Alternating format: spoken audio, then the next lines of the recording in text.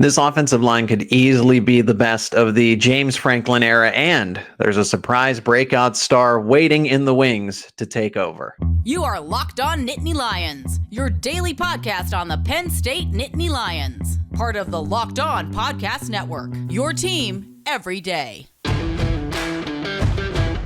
Thanks for making Locked On Nittany Lions your first listen every day. We are free and available wherever you get your podcasts. Today's episode is brought to you by FanDuel Sportsbook, the official sportsbook of Locked On. Make every moment more.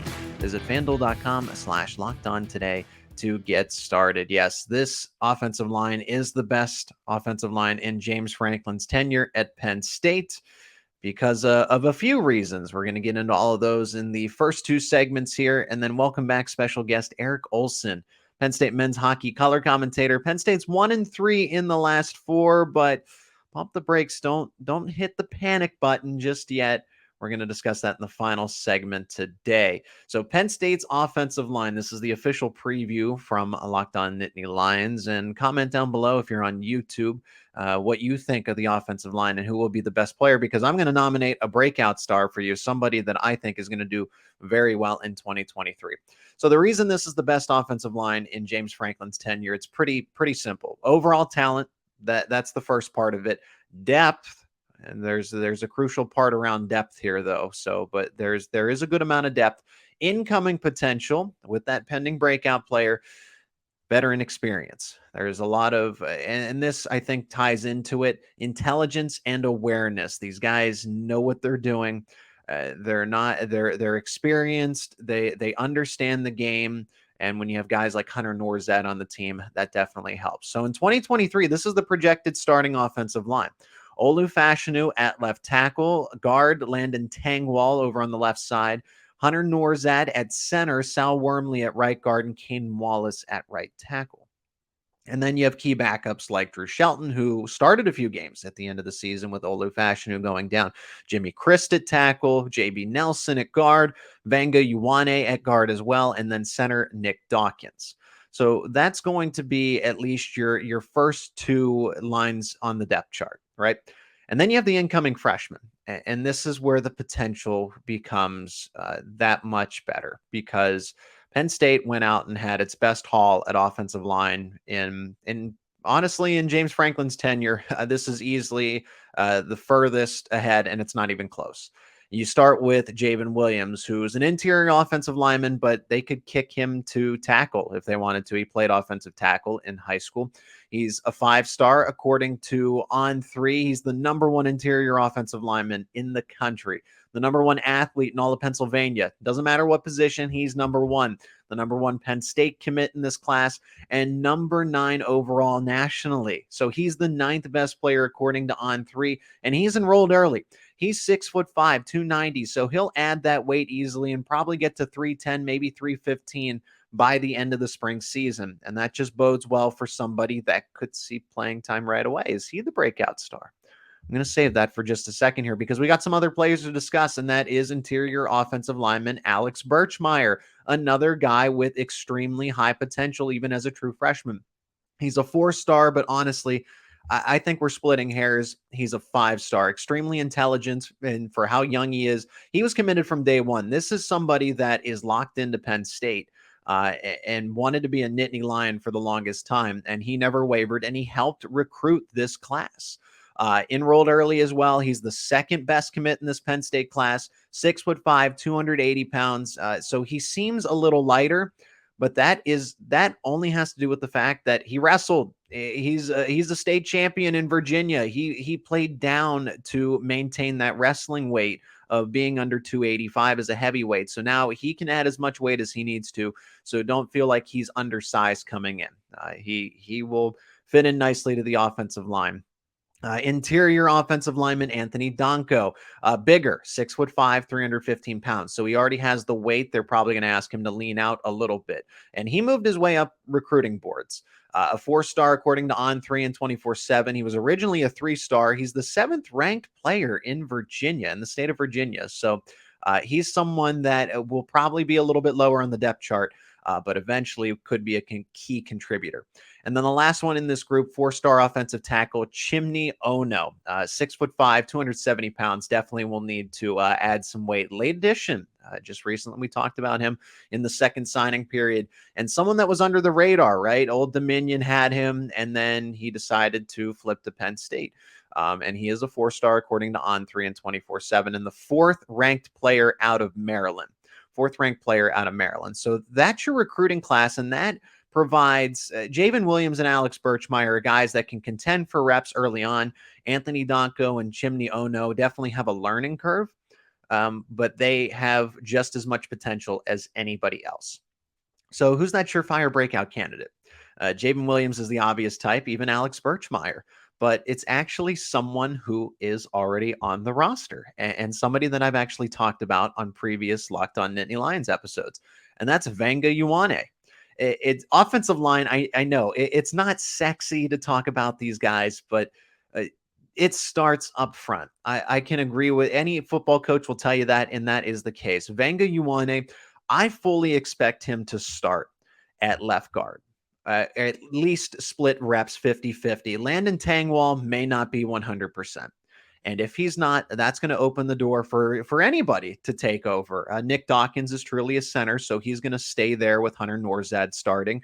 You do have the potential of Dawkins being the starter and then moving Hunter Nourzad back to guard, but I don't think that's the case. I think Vega Ioane is going to take over at left guard, at least to start early on, see how close Landon Tangwall is to 100%, and then go from there. But Ioane is somebody that was seeing reps down the stretch. They didn't want to burn his red shirt. If they had to, they definitely would have. They wouldn't have hesitated because he was just that good. If they needed him on the field, they would have put him there, but they wanted to stash him. He's a human bulldozer. He's huge. Insane strength for someone who's still young. He's just a redshirt freshman. Needed to improve his mobility. Did just that. Now he has 1 full year in the program under his belt. And like I said, they would have burned his red shirt if they needed to, but they wanted to save it. And if you ask the coaches about him, if you ask James Franklin, if you ask Phil Troutwine, they light up about him. So I think he can push Landon Tangwall for some reps if he's not 100%. Heck, I even think he could push Sal Wormley for some reps on the right side. Sal Wormley, yeah, he was considering the NFL draft this past offseason. He's a veteran in the room now. Hunter Nourzad, Olu Fashanu, Caden Wallace, they are the older guys, but I really do think that Vega Ioane, wherever you place him, he's going to be essentially that sixth offensive lineman, like a Bryce Effner was a year ago, where he could come in, he'd swing in at right tackle, you could put him at guard. Vega Ioane is going to be just that on both sides of the offensive line for Penn State. Drew Shelton is another one who could contend here, but with Olu Fashanu coming back, he's going to anchor that left tackle spot again. And then you have over at the right tackle, Caden Wallace. And Caden Wallace had a better season in 2022. Then he got hurt, and now we're here. So Penn State in a good position to have its best offensive line in James Franklin's tenure. But there is a catch. I'm going to explain that catch in the next segment as we continue our preview of the offensive line here on Locked On Nittany Lions. Today's episode is sponsored by Built Bar. Looking for a delicious treat, but you don't want all of the fat and calories? Then you got to try a Built Bar. We've just got through the holidays not too long ago, and I know my goal is to eat a little bit healthier this year. And if you're like me, where you want to eat healthier, but you don't want to compromise all of the taste, then man, I've got just the thing for you. You got to try Built. With Built, healthy is actually tasty. Seriously, they're so delicious, you won't even think they're good for you. Perfect for the New Year's resolution. And what makes Built bars so good? Well, for starters, they're covered in 100% real chocolate. That is right, real chocolate. And they come in unbelievable flavors like churro, peanut butter brownie, and coconut almond. Not sure how Built does it, but these bars taste like a candy bar while maintaining amazing macros. And what's even better is that they are healthy. Only 130 calories and 4 grams of sugar and a whopping 17 grams of protein. Now, you don't need to wait around to get a box anymore. For years, we've been talking about ordering at Built.com for your Built bars, but now you can just go to your local Walmart or Sam's Club. That's right. Head to your nearest Walmart today and walk to the pharmacy section and grab yourself a box of Built bars. You can pick up a 4-bar box of cookies and cream, double chocolate, or coconut puffs. And if you're close to a Sam's Club, run in and grab a 13-bar box with hit flavors like brownie batter and churro. You can thank me later. Thanks again for making Locked On Nittany Lions your first listen and watch every single day. Make sure you check out the brand new show, and that is Locked On College Basketball. Everything you need to know about college basketball in one place.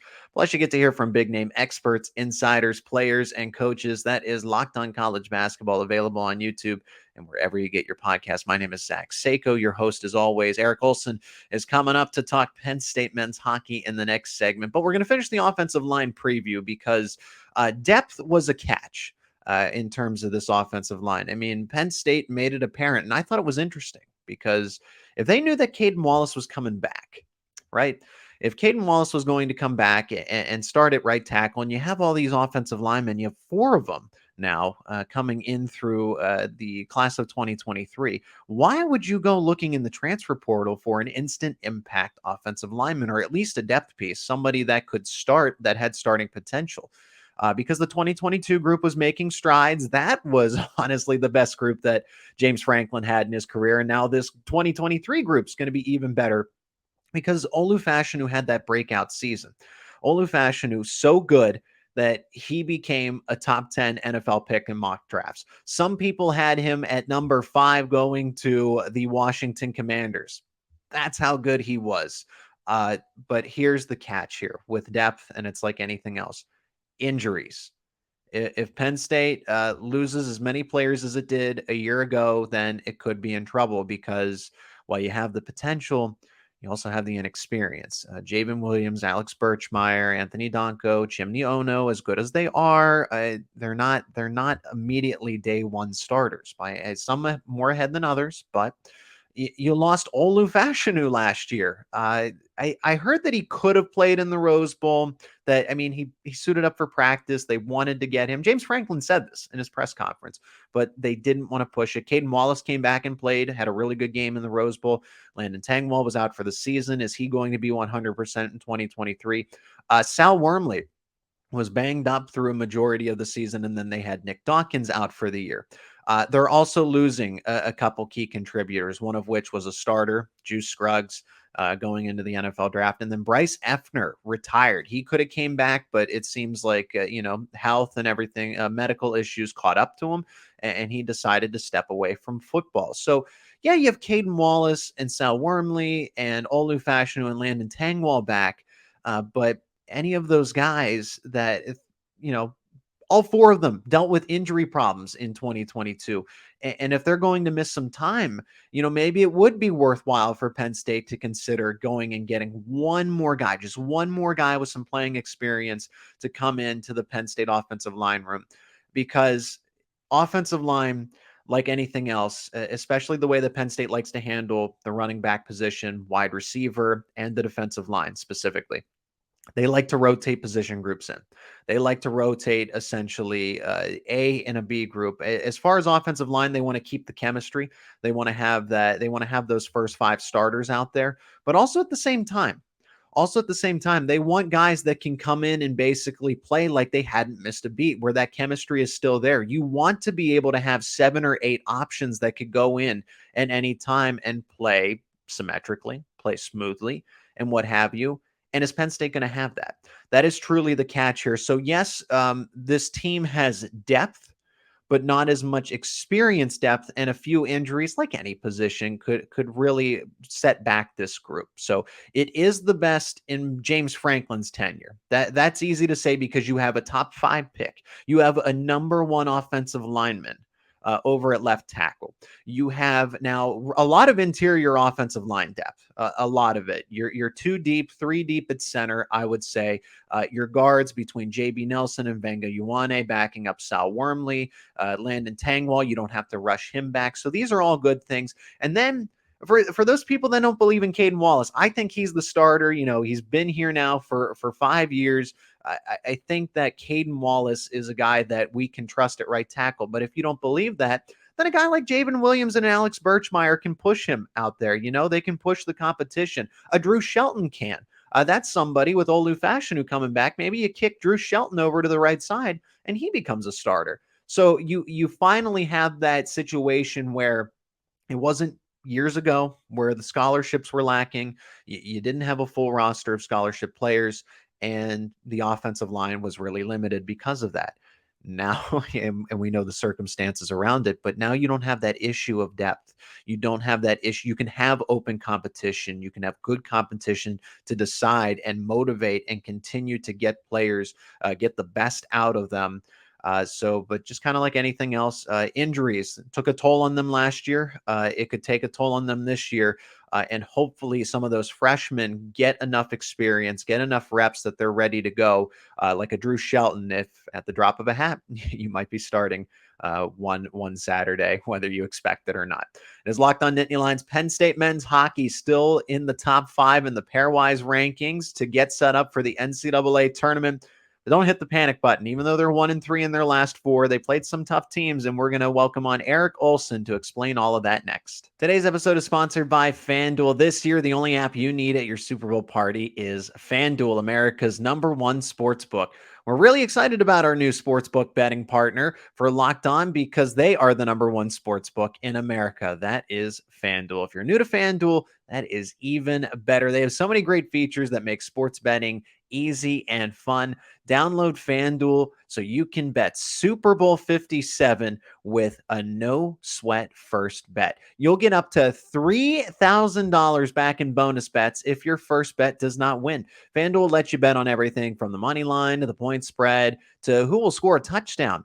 I like the Eagles -1.5 in Super Bowl 57. The FanDuel Sportsbook app is safe, secure, and super easy to use. Best of all, you can get your winnings paid instantly. So join FanDuel today at FanDuel.com/lockedon to claim your no sweat first bet for Super Bowl 57. That's FanDuel.com/lockedon. Make every moment more with FanDuel, the official sportsbook partner of the NFL. Welcome back to Locked On Nittany Lions. My name is Zach Seyko, your host, and I am joined once again. It is a privilege to welcome back special guest, Penn State men's hockey color commentator alongside Brian Tripp, and that is Eric Ohlson. Eric, thanks again for your time to talk some ice hockey. Yeah, of course, Zach. Thanks for having me back. Well, I mean, it's fitting because the Nittany Lions are coming off of 2 very tough series. And I know people, at least the casual fan, might walk away and say, well, they just went 1-3. How good is this team? Are they really where they need to be? But they were on the road. And Michigan and Ohio State are both top 10, whatever ranking list you look at, whether that's the NCAAs or you look at the pairwise, which is the most important with what we'd agreed on. So let's start with Michigan. I know that was further out, but to be swept on the road, and this is a team that you're trying to overcome because it's been Michigan and Notre Dame and Minnesota, basically a combination of those 3 for the past few years. And particularly everyone looks to Michigan as that standard. And Penn State drops both of them. And a little concerning for me because they were leading game 2. Game 1 was a wash. You know, Michigan played their hearts out. But game 2, you're going into you're leading in that game, and then you ultimately blow it. So was that any of any concern for you? Where did Penn State really let down in that Michigan series? To be honest, it's not much of a concern. And I say that because until you've gone and watched a game in Yost Ice Arena, it's hard to understand what it's like to play in there. And there's some sort of curse in that building. I don't know what it is. It's hard for Penn State to win in that building. They've only done it 3 times since they started playing Michigan. It's just really hard to do. Michigan plays really well at home. They have Penn State's number. So then you start looking at, okay, how did this all go down? The Friday night game, Penn State had a season high shot total of 54. They absolutely dominated the game, really. When you look at the numbers, they dominated Michigan in terms of shots. They held the Wolverines to under 30 shots, held them to very few attempts. The difference in that game was the Wolverines scored on their quality opportunities. Penn State had a couple breakdowns defensively that led to some good shooting opportunities. And Michigan is just loaded with shooting talent up and down their lineup, offensively and defensively. So they put some goals in, and all of a sudden you find yourself in a hole, even though you were playing so well. You were controlling play. You were getting a lot of shots. Penn State didn't capitalize on its grade A opportunities in that game. Michigan did. that was really the difference. So you say, okay, well, Penn State played pretty well, just on the bad end of a result. Let's see if they can go out and play like that in night 2 on Saturday. That game comes around, and Penn State scores 2 goals in the first minute of the game, and they scored them on quality opportunities, a couple of odd man rushes, really good breakouts. Boom, all of a sudden they have a 2-0 lead. That's a little bit dangerous because now you have a lead, but it's so early in the game that there's just so much time left that it can be bad to be up that early if you aren't in a position to handle that mentally and physically. And as that game went on, Michigan was the better team. They started taking the game to Penn State. And look, they have some unreal talent. Luke Hughes is one of the best players in college hockey. Adam Fantilli, who's probably going to go second overall in the draft this year, is a phenomenal player as well. They took over that game. Those 2 guys did. Of course, Luke Hughes had the 4 goals. He has a great shot. He can skate really well. Penn State just struggled to maintain possession and keeping it in the attacking zone. It allowed Michigan to get better as the game went on. And things can snowball in that arena. And I think that's what we saw that series. So I don't think it's bad. It looks bad that you got swept the way it went down just by looking at the score sheet. But I think if you really look at exactly what happened, what were the circumstances. Oh, and of course, Friday night, they lose Ben Schoen to that scary injury. His season is done now. They've been playing shorthanded over these past few games, so that's certainly leading to some of the struggles. But in my mind, it looks bad, but it's not a bad result to me. And I'm glad you brought that up about Schoen because he's been such an integral part of Penn State this year. Again, just someone they've been able to rely on, but they have a lot of depth, but you definitely don't want to lose him particularly or any of those key contributors. And Michigan currently number 4 in the pairwise. So this isn't a bad loss, right. A bad series loss by any stretch of the imagination. Penn State men's ice hockey color commentator Eric Ohlson is with us here on Locked On Nittany Lions. I am Zach Seyko. Now, Ohio State currently number 8 in the pairwise. Penn State's number 5. And they split the series out in Columbus. So to get a win on the road, that's important to bounce back the way they did after being swept out in Ann Arbor. But again, I felt like Penn State should have broke out the brooms themselves and won game 2 in that series. And they didn't. They allowed 3 goals in the third period to Ohio State. So again, my question back to you, Eric, was there something that broke down? What ultimately went wrong that allowed the Buckeyes to get 3 goals in the final frame? Nothing really broke down in my mind. So, looking at injuries as well, game 2 against Michigan, you lose Connor McMenamin. So now you're down Ben Schoen, whose season is done. You lose McMenamin in that game. You've already been without Ryan Kerwin since game 2 against RIT. You're missing some pretty big forwards that play valuable roles on this team. So you go into Friday night in Columbus. Whenever Penn State and Ohio State play, they are tough, hard-nosed hockey games. Both teams play very similar styles. They're both extremely well coached. Guy Gadowski has tremendous respect for Steve Rawlik, the head coach for Ohio State, and what he's done with that program. They bring in really good players. They have an identity, and they stick to it. They have really good goaltending in Jakub Dobesh. And when these 2 teams play, you got to fight for every bit of ice that you're going to get and every bit of opportunity that you're going to get. So, Friday night, it's a tie game in the third period. Penn State scores with 2 minutes and 20 seconds left. Kevin Wall with a great goal on Jakub Dobesh from just inside the blue line, the top of the slot. Now Penn State goes up 3-2, holds on for the win. Night 2, another back and forth game. Both teams getting quality opportunities. Both goaltenders making some really good saves. Oh, and I forgot to mention Friday night, Noah Grannon gets the start, gets his first Big Ten victory of his young career. Night 2, they go to Liam Soulier. That was planned going into that weekend, that Grannon would start game 1 and Soulier would start game 2. Soulier, after the tough weekend at Michigan, played a phenomenal hockey game. He made really big saves. And then it's a tie game again late in the third period. This time, Ohio State gets that late goal with about 5 minutes left. A really nice redirect in front from a shot from the half wall. Soulier really had no chance on it. And now Ohio State's up 3-2 versus Penn State up 3-2 the night before. It ends up 4-2 because they hit an empty net goal at the end. All right. That's just the way it goes down between Penn State and Ohio State, to be honest. It's tough. that was before Saturday night, 6 straight 1-goal games between those two teams. So it always comes down to the end, and really in Columbus, it always comes down to what seems like the last 5 minutes that what's going to decide those games. And Friday night, Penn State lost Jared Crespo, who had been playing excellent hockey, being paired with Carter Shade. Both of them, the young freshmen, were playing extremely well. So they were down another defenseman who's been playing really important minutes. They're beat up right now. And it's really important that the bye week is this week. They can try to get rested, get a couple guys back, hopefully for the Minnesota series coming up in Pagula. But I don't look at it as, things went wrong. They had breakdowns or anything like that. I think 2 weekends in a row, you're playing really good teams. Yeah. And sometimes you're going to win those games and sometimes you're going to lose those games, but they're still in a really good spot. And that's why we bring you on as the expert, Eric. So don't hit the panic button is what the consensus should be here, and not, they were 1-3 in those 4 games. No, these are also very good teams. And I was going to bring up the bye week. You beat me to it.